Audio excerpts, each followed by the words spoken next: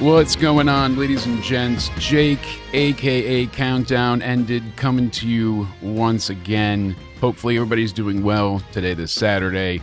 I just wanted to come to you all quick, talk about the recent firings from WWE.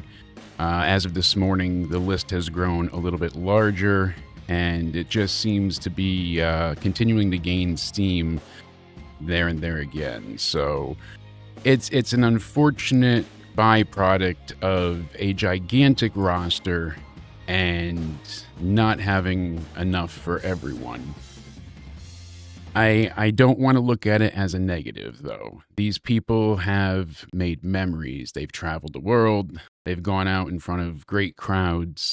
They've gotten to achieve great things. I mean, you look at some of the main releases over here. Braun is a Universal Champion, Intercontinental, Tag Team. He won the greatest Royal Rumble ever, and never has to worry about defending that again. Everybody here has achieved some form of glory. So from the main roster, we have Shayna Baszler, Katana Chance, Caden Carter, Dakota Kai, Braun Strowman. And then from the NXT side of things, which was a little bit more shocking, but I understand what they're doing. They have the WWE ID system. They have the LFG side of things. They have their agreement with TNA. And it is interesting to hear about TNA being surprised because they were still utilizing and using some of these names with the crossover, agreement. So we have Javier Bernal, Joe Coffey, Mark Coffey, Gigi Dolan, Jakara Jackson, Cora Jade, Oro Mensah. So obviously between Jakara and Oro, now we really know why they broke up, the Metaphor. Riley Osborne, Eddie Thorpe, Wolfgang, Danny Palmer, which was a recent one from today, and it seems like Mr. Luca Crucifino, who's swimming with the fishes, is gone. Now we hear the negative sentiment from fans, from critics, from everyday people, Twitter, whatnot, and some of these are great points because you have WWE, Triple H, TKO bragging about billion-dollar deals with companies. They have sponsors everywhere. It litters ringside. The mat is covered. And you're always having, the biggest gates and attendance and records breaking everywhere they go. And of course, they're never charging more for tickets than what they are now.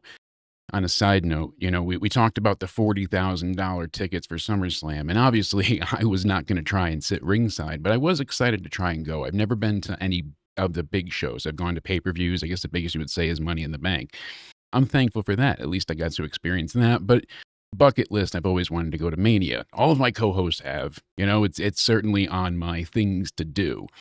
Well, lo and behold, it's not in the cards this time for SummerSlam because the way they're offering their cheap seats is you have to go ahead and buy both nights. Fine. So I saw $256 and I'm like, oh, together? No, that's each night.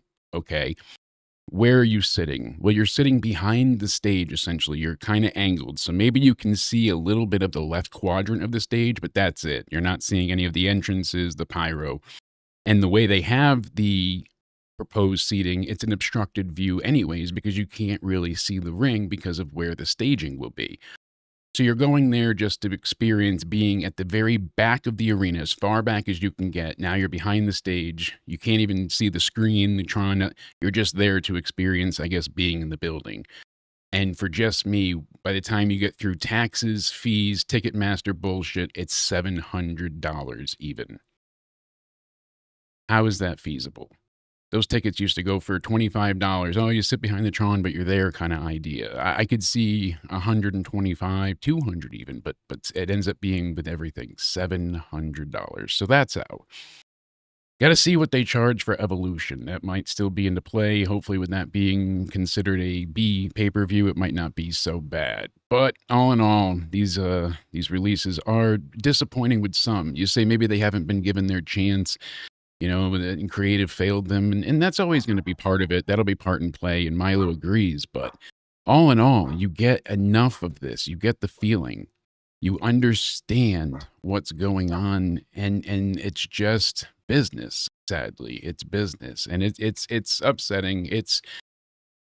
Yet doesn't have to be. And I like, what Mr. Zack Ryder said. And he's basically like, you can You can go out and die. You can let this eat you up. You can live off your WWE name, or you can go out there and reinvent yourself. And I see Cora Jade going by, Elena Black again. She's saying, hit me up. She's taking bookings. People are trying to do things. So the NXT releases only have a 30-day non-compete. I'm not sure how many people TNA can scoop up. Their roster is pretty thick as is. AEW is not the best mix for all of these people, certainly. Most of them, I don't think, would fit well there.